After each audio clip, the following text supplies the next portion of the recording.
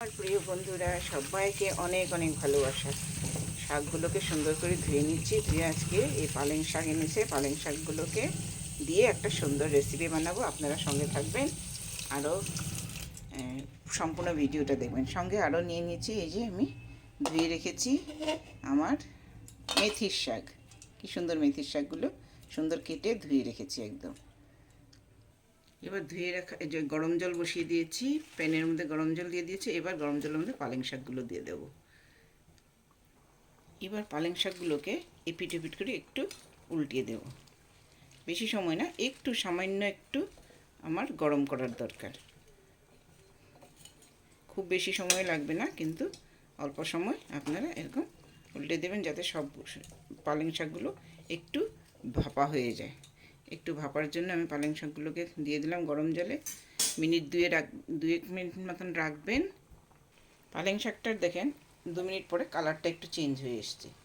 এবার আমি এটাকে ঝাঁঝরাটা নিয়ে নিয়েছি, ওটার মধ্যে এটা ঢেলে দিলাম। জলটা ড্রেন হয়ে গেল, খুব বেশিও লাগবে না জলটা দিয়ে। আরেকটা করে আমি করলা ভাজা করছি।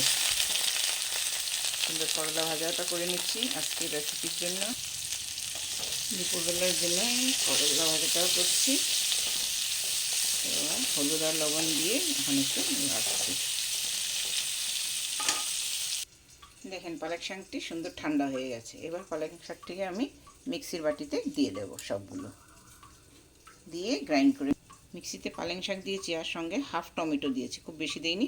আরও 2টো লঙ্কা দিয়েছি। লঙ্কাটা আপনারা নিজেরা আন্দাজ করে নেবেন, আমি 2টো দিয়েছি। একদম সুন্দর করে দেখেন মিক্স হয়ে গেছে। এবার আমি এটাকে বাটিটা ঢেলে নেব, সেরকম করে সবটা করে নেব। সুন্দর একটা পেস্ট হয়ে গেছে রেডি আমার। এবার আমি কি করেছি, ফ্রাইং প্যান বসিয়েছি। ফ্রাইং প্যানে 2 চামচ মতন তেল দিয়ে রিফাইন্ড অয়েল দিয়েছি।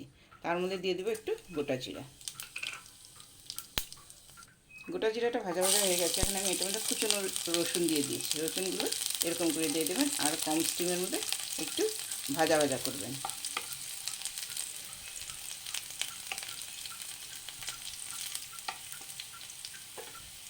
ক্যামেরাটা ক্লোজ নিয়ে দেখালাম, রসুনটা মোটামুটি একটু লাল হয়ে এসছে। এখন এর মধ্যে আমি কী করব, 1 চামচ বাটার দিয়ে দেব। 1 চামচ বাটার দিয়ে দিয়েছি, আর সঙ্গে দিয়ে দেব কুচনো আদা। এখন আবার নাড়ব। এখন দিয়ে দেবো আবার একটু কুচনো পেঁয়াজ।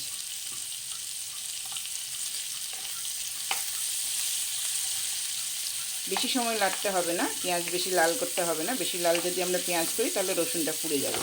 তাই পেঁয়াজটাকে সামান্য একটুখানি সময় লাড়বো, যাতে পেঁয়াজের কাঁচাপনটা চলে যায়। দেখেন সুন্দর একটু একটু ভাজা হয়ে আসছে। এবার আমি এর মধ্যে দিয়ে দিচ্ছি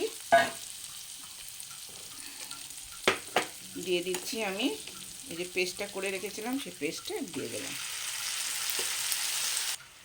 পেস্টটাকে এখন অল্প সময় নাড়ব।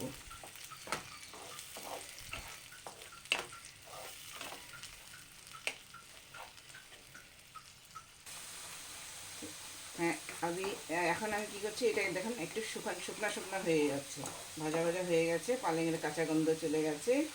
আর সঙ্গে আমি করছি, এদিকে রয়েছে আমার মেথির শাক। মেথির শাকটাও সঙ্গে বসিয়ে দিয়েছি। মেথির শাকে আমি দিয়ে দিলাম টমেটো একটু দিয়ে দিলাম অল্প দিয়ে দেব। এর মধ্যে আমি দিয়ে দিলাম 1/2 চামচ লবণ।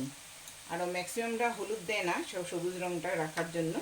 আমি আবার হলুদ না দিয়ে তরকারি ভালোবাসি না, তাই একটু সামান্য একটু হলুদ দিলাম, যাতে সবুজ রঙটাও থাকে। আর একটু আমরা হলদি না দিয়ে ভালো লাগে না, তাই হলুদ একটু দিয়ে দিলাম।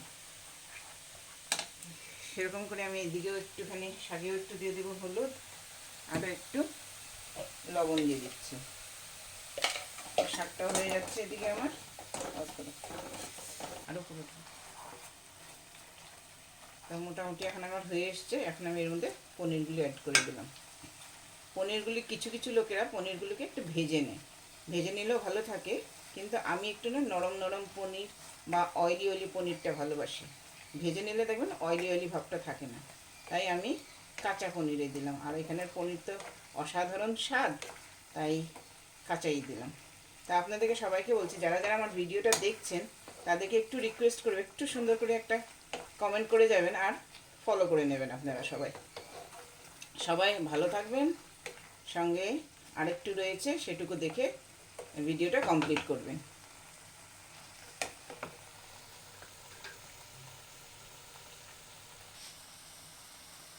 এর মধ্যে দিয়ে দিচ্ছি ফ্রেশ ক্রিম।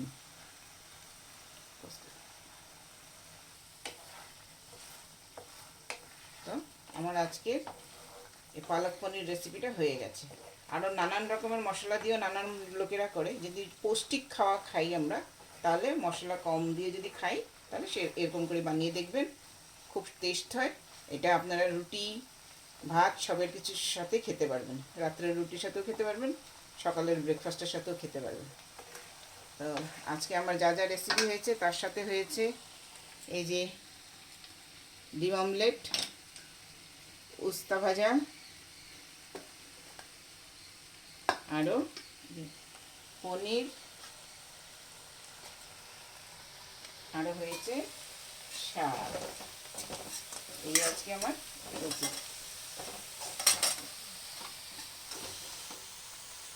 তো সবাই ভালো থাকবেন, দুপুরবেলা সবাই খাওয়া দাওয়া করে নেবেন, সবাই সুস্থ থাকবেন। অনেক অনেক ভালোবাসা সবাইকে। সবাই আমার সাথে জড়িত থাকবেন। এবার সুন্দর করে আমি নামিয়ে নিলাম। আমার আজকের রেসিপি রেডি।